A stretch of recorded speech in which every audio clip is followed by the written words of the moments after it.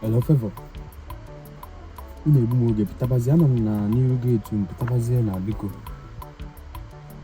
Time o adịghị pụtabazie ka anyị gaa ebe nwanne. Ọma mgbu oge agwa m, I promise you, it will take time. Eh? Therefor biko pụtabazie Therefor. Ọma mgbu oge. Just ka anyị gaa pụta, just escort me somewhere ka anyị gaa pụta. Therefor biko Therefor. Eh?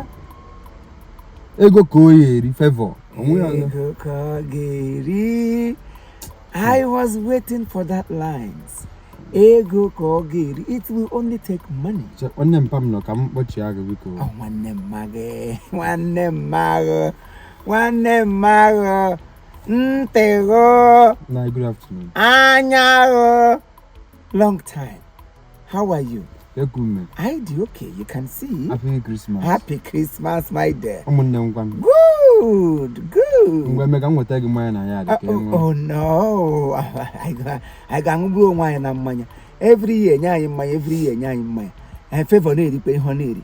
Eh? Oji Therefor mogo. Ha! Mokoma. Yeah, one cherry when employee. Na employer. Equals to employment. Hey! Kesa hampaga Kesa hampaga Isaac Elemo.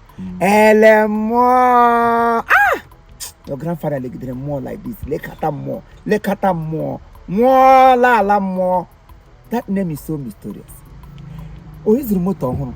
I was surprised. I've never seen this car around this vicinity before. You bought a new car? I know money Joe one. Gonna Therefor. Therefor Kumaka came on at that time. Half. Can I let the oh, chicken so. What of Therefor came? Kumoko. How can I fake? Okay, memory in here Therefor. And they are really favoring you. And I don't need a book a dick issue. I get here book a piam. You work 2 minutes. I don't go take time. Piam, if it will. Therefor. I'm not going to give you fresh speed. Piam, Buffonian cause.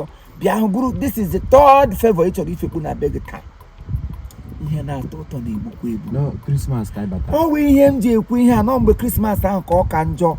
It is more dangerous and more felicitating during Christmas season. That is the reason I am here to advise you. Because you might not hear it from any other person. Your father might not tell you. Because maybe sometimes will take on your parents. And the parents will not bother to tell them the truth about life and what life is all about. And because they have turned to breadwinners of the families. Of come of Therefor. Therefor. Them of Therefor.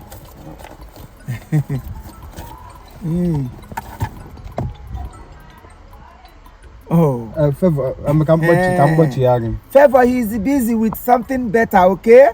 I got a cottola. No, drop. No, I don't need a drop. I'm taking fresh air.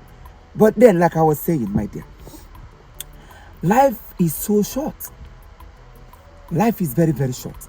And it is only those who take it easy will last longer. You are living a good life. I'm not saying taking woman to your house is bad. After all, you're gonna get married someday. But what I'm saying is that excessiveness of it is bad. There are so many things you can do with your life, with your blood, with your energy. All this money in our hotel, if you gather them together, it's not how many bags of cement. You begin to do something. Actually, you have bought a car. Oh yes, you have a house of your. You rented an apartment. Oh yes, it's good.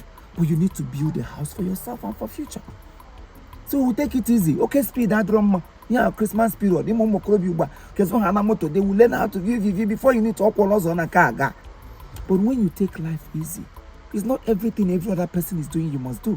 Don't do because others are doing. What have killed so many of us today is because what means or Albert, Ishigan Albert or Wotu. I want to do because Nonso did.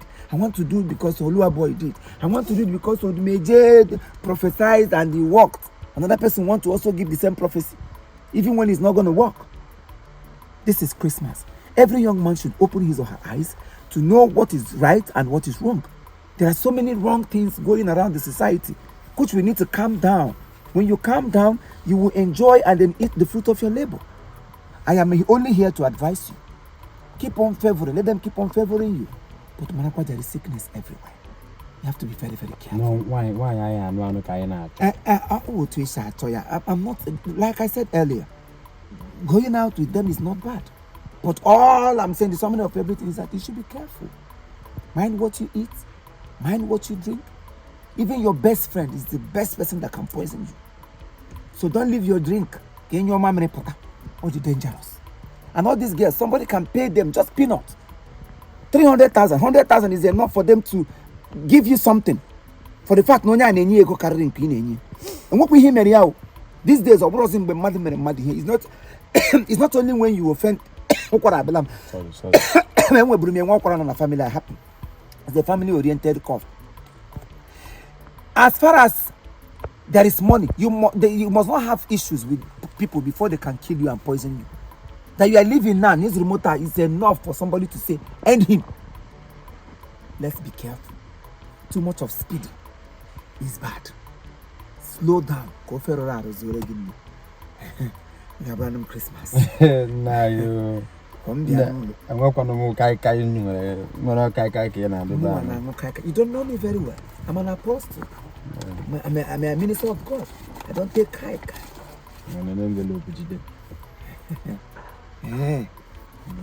I have to look into it because you children of nowadays, you have learned. You gave me pounds. You have done well. But it's not everybody can get your pounds and hard to help you. There are some people you give to it. Come and say thank you. Thank you. So mind how you give this kind of money. Okay? Good. Thank you very much. I'll make use of it. I'm a GN now. No, I can never say so again. No. So you can reserve your blood. I will push it. Oh, bye. See you. Good boy. But he listened to me. I wish he can keep to all I said. Because as I'm working, so if you're a parent and because your children bring food to home or bring food home, and you can stand your ground as a father and advise them. You have to change. Begin to rethink. Come on, God, don't need a lot of us. May the Lord give us the strength and give us the zeal and wisdom to carry out this duty that He has given to us. Because that's all Monaka. Adi here. On the Igbo Kaiwo. Kayapo no menala. Omenelu. Kaine meno menala. Tradition and culture of Igbo land should remain. So many of them guided our parents in the past. Today, because we are trying to abolish everything, lazy, okay. Even the one that is not supposed to be done, it is okay because we are trying to live like white people. May the Lord bless you. I took my leave. I took it.